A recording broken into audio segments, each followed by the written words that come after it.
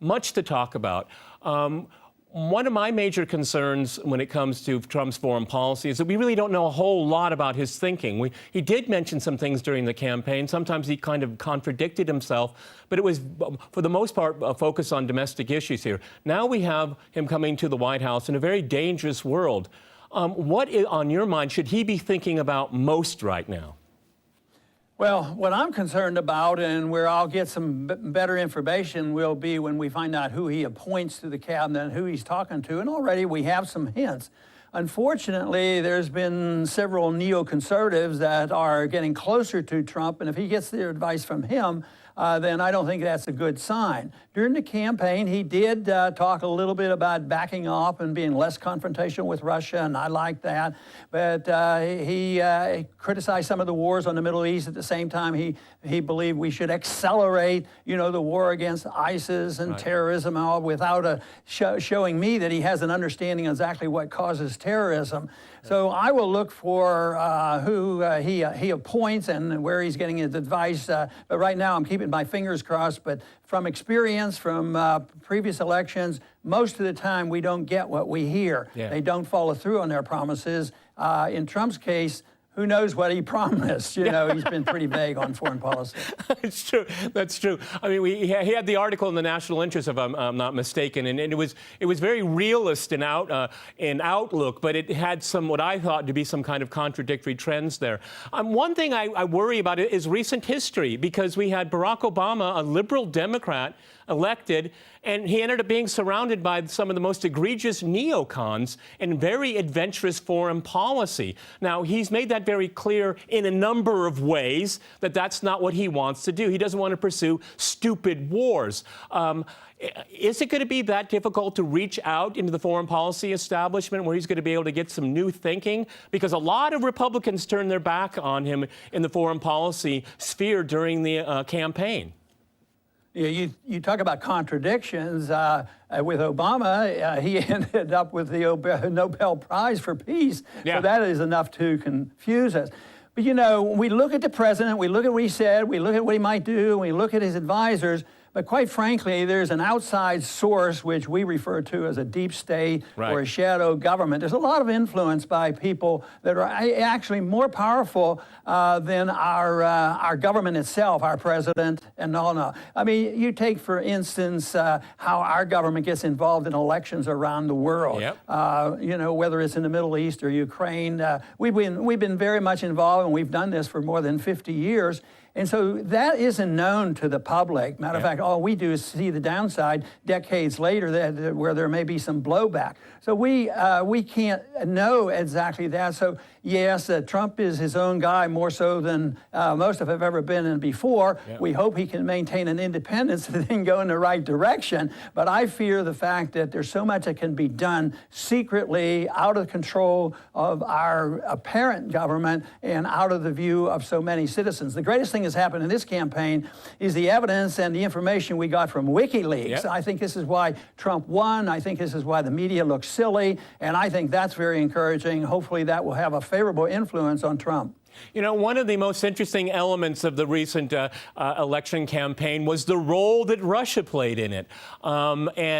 He's made it very clear that he wants to have better relations with Russia. He took a lot of flack for it, a lot of flack. I think that backfired on the Clinton people, very much so. But he's still wanting to reach out. There are people that are saying, whispers going on, the chatter in the background is that Trump should have some kind of informal meeting with Putin before the inauguration. How do you feel about that? I'm indifferent to it. I like to emphasize that we're in charge. I think if somebody calls up, they can talk if they want to get together. I don't think that's the key to it, but I can't see how it could hurt if it's sincere. If it's always important, just to angle for a position. The first thing that Trump has done, he's contacted the Prime Minister of Israel, and they're planning on getting together, and they set up. If that can be done, why can't we do that for others as well? Well, one of the worries is that we have a client, leading leader in a client state, Ukraine, Poroshenko. And there are people that are worried that he might start another offensive against the people of the East while Obama's still in office, kind of forcing the American hand right here. Also, you have like maybe Saudi Arabia vis-a-vis Syria, Turkey. There's a lot of elements out there that want to push things along because they simply don't know what to expect from Donald Trump. Yes, and that's right. They may do this. It might not be the president's doing. And sometimes, the false flags and the unintended consequences are beyond the control of even a sincere president that would like that not to happen. So it is true. Those things could happen. But I, quite frankly, think it would be the personal belief of Obama that he probably doesn't want to go out with a roaring war going on and making the world a lot less safe. But I wouldn't argue against it, that impossibility. I think that is very possible. But also the reason why even when Trump is president, there'll be some things out of his control too, and he doesn't like to get pushed around. So if it looks like that we're getting pushed around in the world, his reflexes will be rather quick, and they're not going to be wishy-washy, and so that should concern people as well. One of the things that it was mentioned, he got a lot of flack for it, is the structure of NATO and who should pay for what and security and whatnot. I mean, this is an argument that's been made since the end of the Cold War. I'm at a complete loss why he was attacked so much for it. Academics have been talking about it for 25 years or so here, we see European leaders right now in NATO kind of pushing the Russian threat, quote unquote, even harder now because they know what Trump's thinking is here. Again, people trying to push his hand even before he's in the White House. Yeah, that's right. And I have a solution for all that. Just get the United States out of NATO. Agreed. We should have never joined. The long-term principles of the United States was stay out of entangling lines, stay out of Europe. And yet, as we became very wealthy and very powerful and economic power of the world, especially after the downfall of the Soviet system, and we have all the weaponry, it seems like we are obsessed with our power. But we're going to be bankrupt too, just as the Soviet system got bankrupt and they had to change their ways. I think that's going to happen to us as well. So I'm optimistic in the long run, but it's going to be messy on the short run. But, there were people that we refer to as the old right, and they were libertarian-type Republicans. Robert Taft, for instance, he says, don't get into NATO. That's going to give us a lot of trouble. And right now, it's giving us a lot of trouble. And Trump's pointing out, well, we need some money, and we're going to send out bills. And that's a little bit over the top.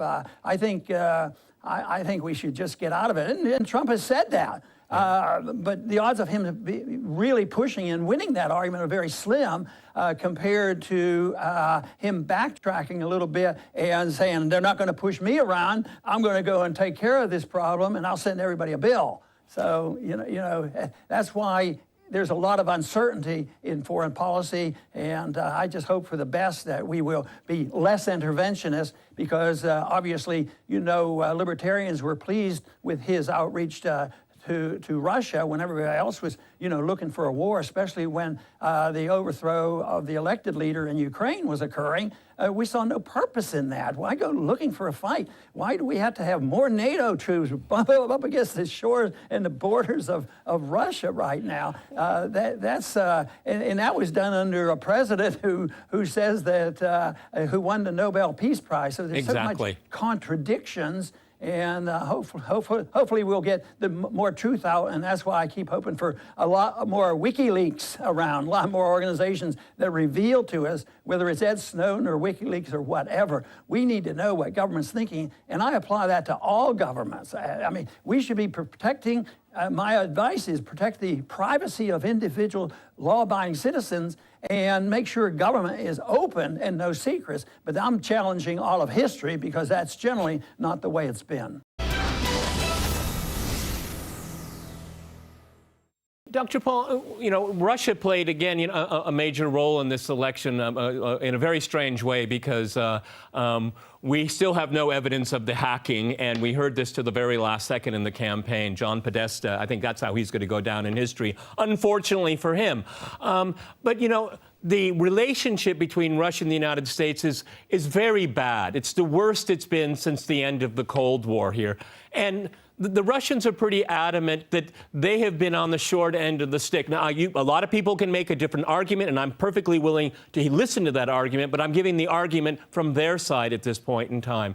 What needs to happen right now? Does Trump need to reach out to to Vladimir Putin and the Russian people and say, look, enough is enough. We need to sit down and talk about our differences. Doesn't mean we're going to solve everything, but we need to have a reasonable, open dialogue, which that's something that we don't have right now. Go ahead, Dr. Paul.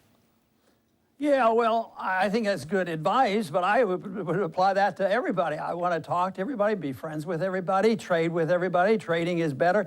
Now, my greatest disappointment was with this renewing of this so-called Cool War, that the trade was going to break down. I thought for sure the amount of trade that was going on with East and West and Russia and Europe would forego all of this stuff. But even though the trade still goes on and is helpful, I think that's what we need. So yes, people should reach out. And you say there's a lot the Russian people and American people could share, and I think that is true. My little booklet that I wrote on Swords in the Plowshares, my point is that people never want the war. And the peace candidate, in a way, Trump was more peaceful because he wanted to at least talk to Russia. And I think people, the average person, likes that idea. They know it's very costly and they pay all the bills.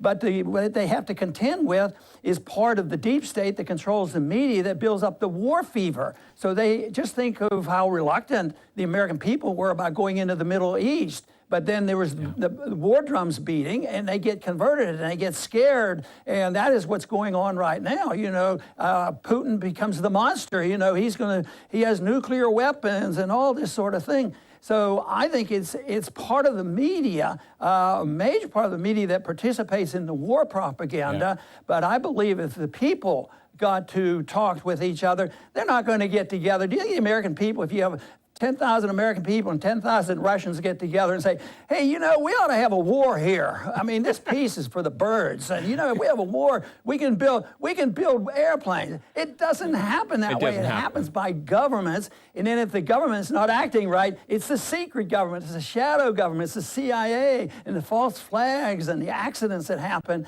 And then the people get angry because if you don't get angry at your enemies, then you're unpatriotic. And we all have to be patriotic. But we can be patriotic and friends too, but unfortunately, and this is why I'm optimistic, is I think the media's been exposed and the government's been exposed. Don't believe the government. I love the fact that 68% of the American people don't trust the government. Probably one of the reasons why Trump won, because governments lie, and I don't know if any government never avoids lying. The noble lie has been around for a long time. That's why I want government to be very, very small. And then maybe we would have a more peaceful world. Well, we know the media likes to lie a lot too. That's the double whammy at this point in time right now. One of the important things that we got from Trump during the campaign is that he believes, and wow, isn't it commonsensical to say that the United States and Russia should work together to defeat ISIS? I mean, what a wonderful idea. But no, we have an Obama Pentagon that doesn't want to do that. I worry the same thing is going to happen again. I really worry that we're going to, you know, Trump will be put there. The deep state will have their little set for him to do. For Obama, it was Obamacare, okay? Maybe it will be Trump bridges and hotels for the world. I don't know. I just really worry here that the deep state is going to undermine him. And his cadre policy will undermine him. I mean, Barack Obama, they were running circles around him. What do you bet, Dr. Paul, that one February morning they told the president, Mr. President, there's been a coup in Kiev. And he said, really? Wow, how'd that happen? Because I don't believe he was involved in it. I think his underlings were involved in it. And then Trump comes up with this idea to fight ISIS together. That is a remarkably smart idea, but complicated for the deep state, for the CIA, for the Pentagon, for the media. We could go on and on. Everybody that hated Trump. Okay, go ahead. Okay, I'll challenge that a little bit.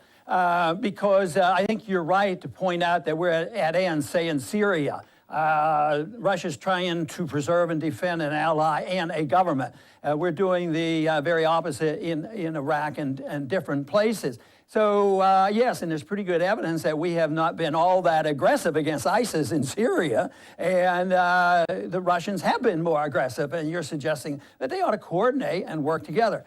My idea of coordination and working together is probably understanding the situation. I don't think that we should accelerate the war against ISIS, because I think the war is artificial. I think it's been created by bad policy. I want to avoid the incentive for ISIS to exist. So I believe it's our foreign policy that incentivizes, the radicals to speak out and attack different people. So I think we should have an understanding together. But I do not believe. I don't want Trump and the Russian government to become military allies and start bombing the living daylights out of ISIS, because you could say, where are they? Well, the other day I read an article from Eric Margolis. He said, ISIS is actually a paper tiger, and if you remove their incentive, they'd even be less than a paper tiger. And if there is a problem, let the people who are suffering deal with it. Let the civil strife within a country deal with it. And obviously Russia has a more legal justification to be in Syria, but we don't have the legal justification. So Absolutely. I think if both of us got together and fought ISIS by saying, let us hands off, let things go. And if there's a civil strife going on in a Muslim country, and let them work it out. That is the best way. I know if we had strife here, we're not going to want foreign governments to come in here and try to settle things. Whether the strife and the problems were in Canada or Mexico, would rather resent a foreign nation coming in here and say, well, we have to do something to get after the United States government because they've been unfair to us. No, I think this whole idea of responsibility for oneself and being independent is a good way to go, because once again, I think that's what the people really want. I don't think the people would get together and say, hey, let's have a war. That sounds like lots of fun. It's only those people who have oil to deal with and finances, building weapons. Right. There's always some sinister motivation for these wars. Probably the most important WikiLeaks that we got was the fact that Hillary Clinton and her cronies were in full knowledge that Qatar and Saudi Arabia were funding ISIS, and it got almost zero play in Western media. This is the most significant leak to come out. It shows the collusion here. And now I think, and I hope Donald Trump will one more time go back to the emails and make it really clear that the United States will no longer be involved in that kind of behavior, because it was aiding and abetting terrorists. And we have very nasty allies in the Middle East. That needs to be rectified as well, if you want to have a more honest foreign policy that serves the interests of the United States, not other countries. Go ahead, Ron Paul. Well, what they'll argue is the mixed thing. I think United States sold more weapons under Obama, the peace candidate, than any other president. And the biggest deal was to Saudi Arabia. Your argument, we should.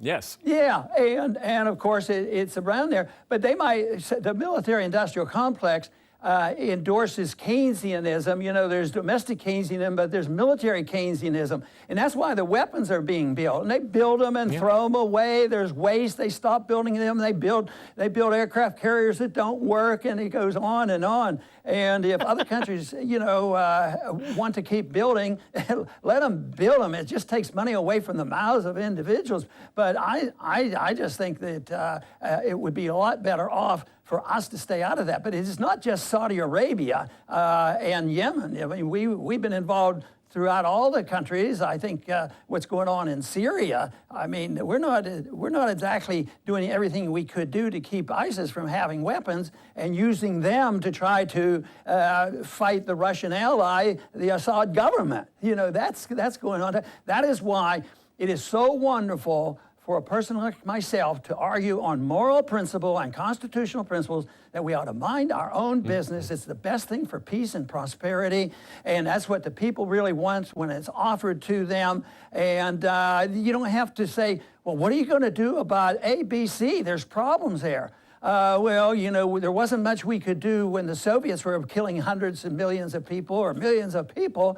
We became their allies, you know, when it became necessary to fight Hitler. So, you know, this whole idea that we can solve all these problems and that our exceptionalism, I think it backfires on us when you go around the world and say, and even if we have good values, my argument has always been that we should exemplify them. We should set a standard. So if we do well and we do better with our free society, maybe other countries would emulate us. Now that's spreading a message, but you can't spread a noble, good, thorough moral message by using force and intimidation and bombs and wars. That doesn't work, and that's what we have resorted to too often. So if I could summarize everything you just said, answering my question, would that be the Trump doctrine that you would like to see American foreign policy emulate? Yeah, in a way, sure. If he could become a non-interventionist, you know, that would be great. But the pressures would be too great. I mean, his personality would resist on that. The times that we live in would resist it. The deep state would create a crisis, and I think you even suggested, well, what if something happens even before he's elected? Some crisis is created, and maybe not directly by Obama. You know, then it overrides all those good instincts of the people, because then it's nationalism and then it's a patriotism, protecting the troops, and don't vote. I mean, even Trump, who is less militant than the rest of the presidents so far, he said we have to rebuild the military. Okay, I always thought we had a pretty good military. One last question here, or maybe statement here. I think the best foreign policy decision President-elect Trump could make is to appoint you Secretary of State. How do you react? Well, it would be tough under these conditions, and I won't have to be worrying about turning it down because it's not going to come. I will just have to express my way in my quiet sort of way, and maybe somebody will listen. You know, when I went to Congress, I didn't expect to turn things around. I just wanted to make Dr. a statement. I'm sorry, we've run out of time. The statement spread. We've run out of time. Thank you very much.